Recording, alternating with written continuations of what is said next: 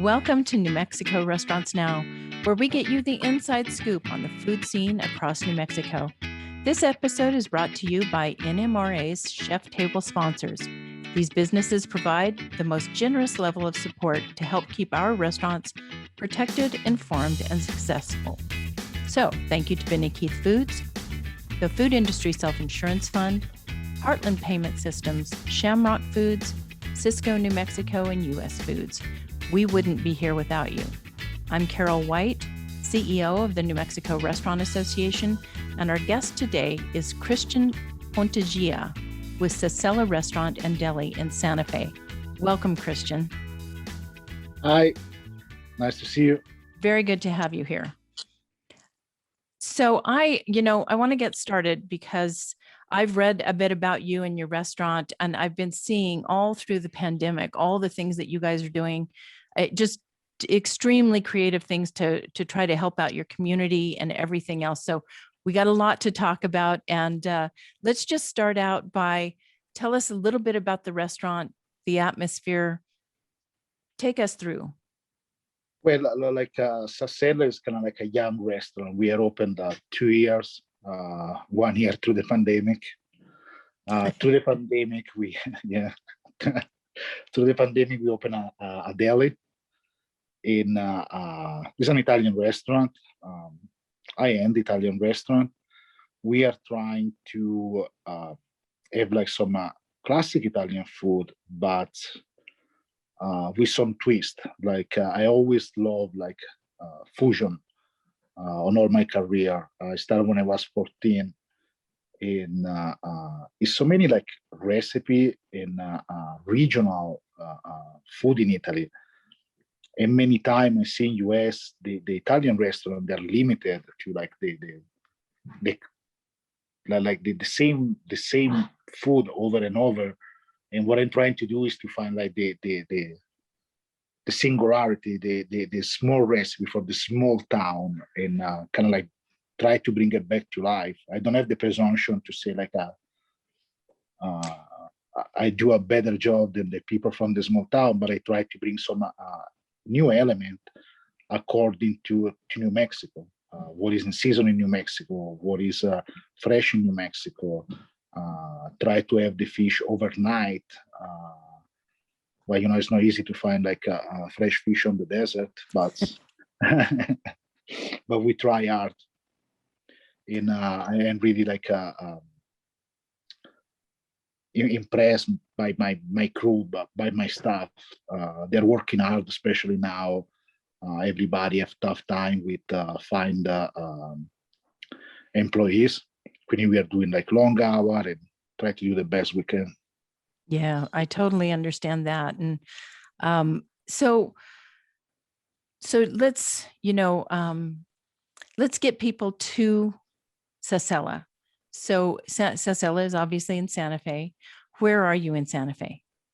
We are 225 Johnson Street, just next to the O'Keeffe Museum. Okay. It's a beautiful spot. Like I was in love with the building as soon as I see him. We have like amazing neighbors too. But like Johnson Street start to be like a little Italy. We got to have like we're going to have like another Italian restaurant opening from a friend, Jack. Pranzo is going to open like close to us. Is a pizza joint opening on the corner at the beginning of Johnson Street. We start to feel like a little Italy, like it's kind of fun.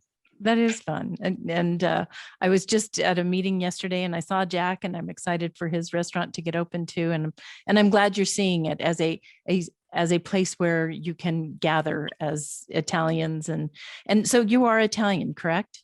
Yeah. Yeah. From north of Italy, from Lombardy. Like Sassella is the name of the town next to the town where I was born. I decided to call the restaurant Sassella. Why? Well, my father was bringing me there to learn to like go with a bicycle. And it is the first wine I drink in my life. I started to drink like really late on age. I had my first glass of wine when I was like 22, 23. and it was a Sassella wine.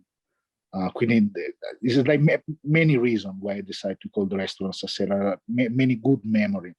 And Sassella is just a small town in Italy, maybe 60 people.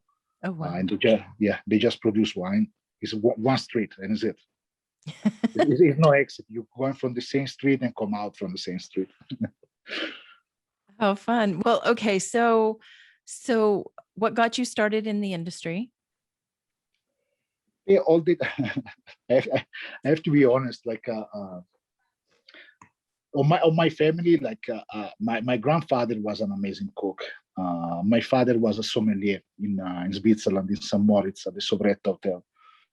My mom never had the gift to be a good cook. That's one of the reasons why I start to cook at home, to try to make better food than my mom. And I remember when I was like in middle school, like they want to send me to the art school, and I tell my father I want to be a cook, and my father told me like, baby, you imagine the time too. We are going back in time, like almost like 26 years ago. And my father said me, no, I don't want you to be a cook. It's a tough job. It's a crazy career. But I was like really stubborn, and I decided to go to culinary school. It take a lot. It take like, especially having my father don't want me to go to culinary school. I have kind of to build myself with the school, and I go to the school. I talk with the director. I was lucky to have like a scholarship and have the Four Seasons sponsor my studying. When I worked for the Four Seasons for a long time, where they pay for my school. And after, like everything, like kind of take like the right direction. And I work in so many different parts in the world, like so many. And What brought you to Santa Fe? My wife, she's a Santa Fe, and when a woman love bring me to Santa Fe. Very good. And after all the traveling, like I finally find home, and I don't want to move anymore. I'm happy where I am. It's a gorgeous town, and just a really great culinary place. You know, I mean, if you want great food, Santa Fe is the place to be. I agree with you. Like Santa Fe is a surprising community. Like the chef community is amazing. Like I've been in so many different towns where the competition was brutal. But Santa Fe, like we are friends with most of the chefs. Of course, it's like still like some competition, but like nothing too crazy. Most of the time, it's nice to see like all the chefs, like the usual suspect. Now for me, it's like 12 years in Santa Fe, and I kind of became part of the family of chef. Where we do like the same event all the time. And I'm talking about so many different events, from wine and chili, cooking with the kids, the cooking school, the restaurant association, the chef's dinner. We have the chef's dinner there every year. Or we missed last year, but we're not going to miss it this year. I did the chef dinner last year as my number 3 chef gala. Mm-hmm. My number 3 chef gala, like I don't know, many cooking with the kids dinner I did, Big Brother, Big Sister, the American Culinary Federation. There's so many things. Like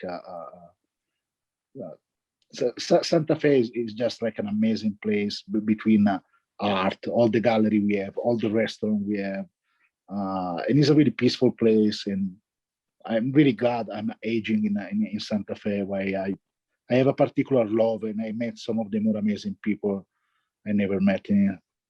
Nice.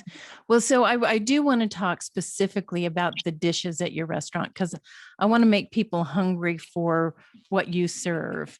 And you know, I also want to talk about what you've been doing with your sausages and some of the other things that you're selling to take out. But let's talk first about your menu. Tell me, what's your favorite thing to eat on your menu? Well, like the Caesar salad, but let me start with something. Like Caesar salad is not something really Italian. Like Caesar salad was like created in Mexico, but it's this perception about the Caesar salad to be Italian. I don't put a Caesar salad when I open the restaurant, but most of my customers from previous restaurant where I work, they want a Caesar salad. And like I'm kind of stubborn, but I decide, okay, let's make it in the customer, and I make a Caesar salad totally different, respect all the other Caesar salad. On presentation in flavor too. Instead, I can use like the classic Caesar dressing. I make like a tornato dressing. Is a dressing made with tuna, focaccia ring, some Parmesan crisp, capers from Pantelleria. And I really love the look of the Caesar salad. I think we have picture everywhere of the Caesar salad. All the pasta, they're like, we have just one pasta on the menu, is not house made, but we make all the other pasta. We have a pride on how we make the pasta. We have a pride of our fish too, is like overnighted every time. We order like limited amount of fish every day to have the fish fresh and make sure like we finish the fish every day basically, because every day we have the fresh fish. I love our veal chop. It's breaded kind of like a veal chop Milanese with a lemon caper sauce. We sous vide for 16 hours. Quindi sous vide the meat for 16 hours, make it like so tender. We are using like a Wagyu beef from Snake River Farm. It's a great air. It's another amazing product. I don't know. It's my menu. I like everything is on the menu. Well, you should, right? That's right. Do your customers have a favorite? Like, is there something that sells the most? The lobster risotto and the Caesar salad, they look like the big seller. For the lobster risotto, we use Carnaroli rice. Carnaroli rice is a rice for Piedmont, close to Turin. In Italy, they call it the caviar of rice. For the texture and the process that take a long time. We import that one direct from Italy. And I like many customers ask me, like, what's the secret? It's not a real secret. It's kind of like love for what we do in the product. And then I tell people, like, buy the Carnaroli rice and make your risotto. Instead, can use arborio or Roma. Is the rice for the risotto. And I have some customers come back with really amazing result. Like almost every week, I have some customers bring me some food. Like, can you taste this? Can you taste this other one? And it don't help with my diet. That's fun though. Oh no, it's really fun. It's really fun, especially when they bring me sweets. And it's amazing the relationship like we established with some of our customers. Just like imagine customer, they try to feed the chef. You know, they come to the restaurant, they spend money, and they still bring me presents. Is an amazing is an amazing way to interact, and we are always like talking about food when we are eating. Is impressive. That's very fun. I know even with my parents, we would go into a restaurant and we'd find something fabulous. We'd ask them for the recipe. If they gave it to us, fabulous. But if they wouldn't, we just sit there and try to figure it out. So I don't know if that's what your customers are doing with you, but it is fun, and it's fun to share the love of food with the people that you're seeing all the time. Absolutely. And for me, I never be jealous about my recipe. Like I leave my recipe from all the restaurant when I work in New Mexico. I think like when you consider yourself a chef, you always find a way to improve. It's a never-ending work. Recipe, like they stay there. They can be like mutated. They can be like evaluated. Like everything can change in better. And the experimentation is never ending. Same for item I have on the menu. Time to time, like they evolve in a different way. And I suggest to everybody to experiment, and like sometimes we can fail, but the important things is like never stop the passion and like never be too comfortable and try to experiment all the time. What what it keep like this work alive, the experimentation, the changes. Try to use seasonal ingredient, like changing the menu a lot, and don't be scared about nothing. Just like try to do your job at the top of your capacity. And food is a joy, and cannot just be the same all the time. We have to like continue to experiment. Is the big suggestion I have from everybody. Fun. Well, and so you did a lot of that during COVID. And I did you always expect to have a restaurant outlet store? You know, because I get your emails all the time, and I see that now you're doing, I think 5 different kinds of sausage, and that stuff you make in the restaurant. Is that correct? So some of the stuff we make on the restaurant, some of the stuff is imported. We have company where we give recipe and they make stuff for us. More than everything for space reason. Our kitchen is not really big, but we collaborate with different local company. We collaborate with some company in Colorado. We don't have like a room for our gelato machine. We have like company where we give them the rest. We give the recipe to the company. They make the gelato for us. We buy the ingredients. We buy everything for them. And every week we talk and we try to change flavor and improve the flavor, or do some crazy experimentation, like always. But the deli, it was like me and Lawrence, like Mr. Becerra and Miss Becerra, like Lawrence and Susanna, they're the amazing partner I have with this adventure. I remember one day we were just like having dinner, talking, and I say I really miss a place where I can go and buy like in Italy, where I can buy my prosciutto and they slice it right, where I have like the sandwich already made, and I don't have to buy all the ingredients, go home and make the sandwich. Like many of the little ingredient or little things I was really missing from Italy. And Lawrence told me like, well, why we don't open something where you can have all the stuff you dream of? And it was like during the pandemic, and we are doing like some experimentation at the restaurant. We are like providing lunch for the St. Vincent Hospital. Right. I saw you doing a lot of that work. So you were providing lunches for the folks that were working in the hospital. Is that right? Yeah, for the COVID report. Yeah. Yeah. First of all, we are like really grateful, for the work they did, and like the community like respond really well about helping out.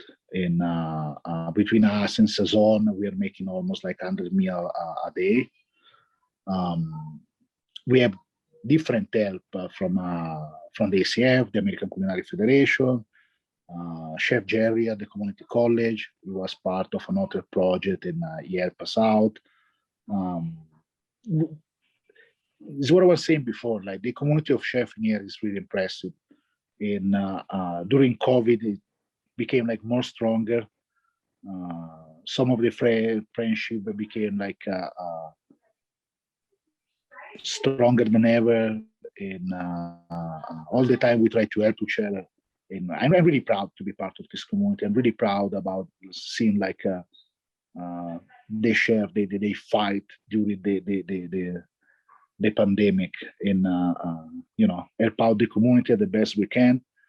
I don't know, it was a special moment, and it's kind of weird to say this one, but it's a nostalgia too, about like the moment of being all together to achieve something bigger. Yeah.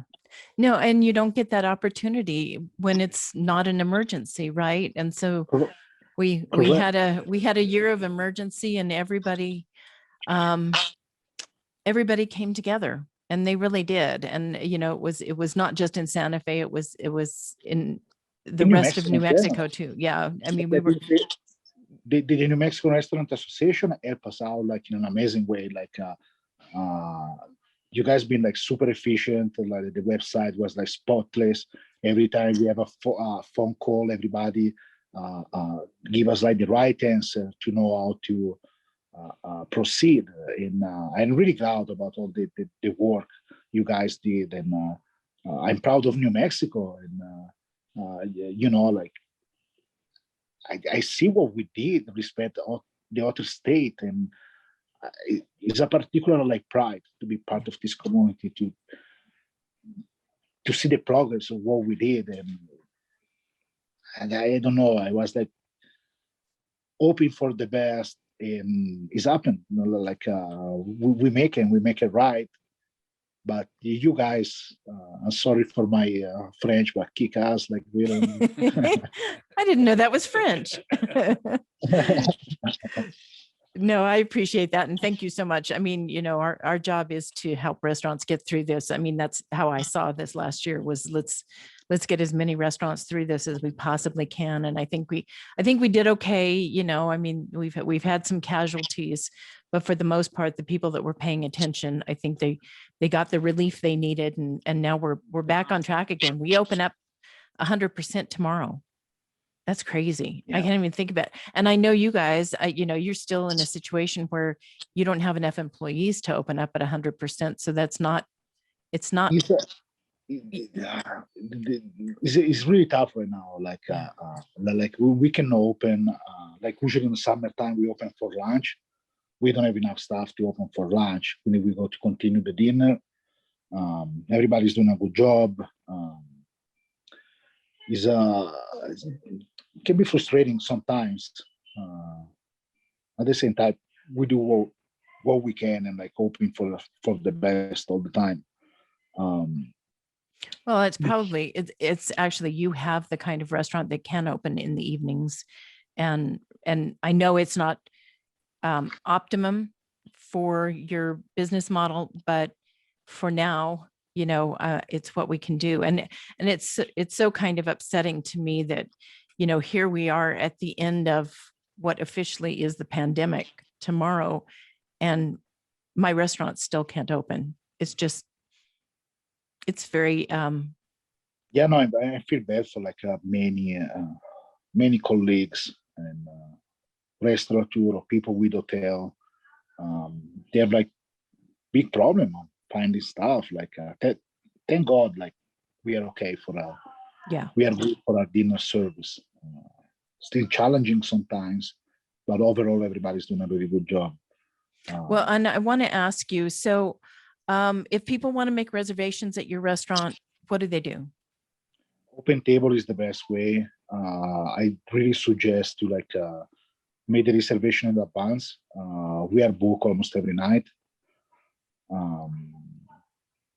Like make a reservation in advance. And open table is the best way. Open table, like sure, seating. If you want to sit on the patio, on the bar, on the dining area, we try to accommodate everybody at the best of our capacity and knowledge. Be really specific where you want to see it. Where like some people like we have been booked over like 2 months now, like every single night. And sometimes people book on the patio and I want to move inside. We don't have room inside. That's been booked as long as your reservation was booked. Yeah. Well, we'll be sure and mention that. And then you do have there is no room at the end, right? So yeah, we're kind of breaking up. So I just want to say that Sassella restaurant in Santa Fe, it's fabulous. You need to go, you need to try it, and book ahead. Very important. And Christian, we've got a little bit of a delay in everything we're saying right now, but I just plugged your restaurant, and I want to thank you for being here with me. We're getting through this, and thank you for everything you've done and everything you continue to do. One thing I do want to say is that Christian has a wonderful email that they send out. I don't think it's daily, but at least weekly. And it's got all your specials and everything on it. And it's really great. I get it. And I salivate over the food. And I want to thank our generous sponsors, U.S. Foods, Cisco, New Mexico, Shamrock Foods, Heartland Payment Systems, the Food Industry Self-Insurance Fund, and Benny Keith Foods for their annual sponsorship of the New Mexico Restaurant Association and its programs. Please visit nmrestaurants.org to learn more about our Chef's Table sponsors.